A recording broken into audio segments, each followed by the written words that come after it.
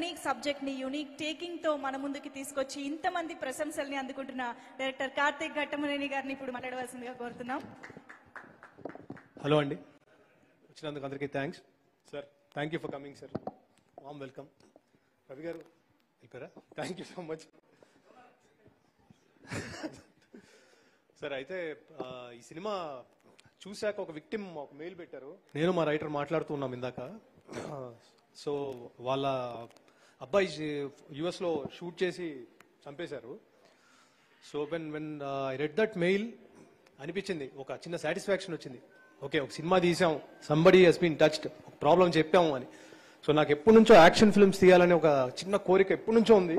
ఒక action film కి ఒక చిన్న మీనింగ్ యాడ్ చేసి తీద్దాం అనేది only because of a star and image ఉన్న యాక్టర్తోనే కుదురుతుంది.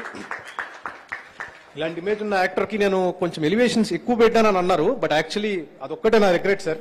ఇంకొక 3 ఇంతలు రిగ్రెట్స్, 3 ఇంతలు లెవెల్ ఎలివేషన్స్ పెట్టింటే బాగుండేది అనిపించింది. నెక్స్ట్ టైం ఖచ్చితంగా పెడతాను sir. And thank you so much sir for this opportunity. And sir మిమ్మల్ని I cannot thank you enough for all the support sir.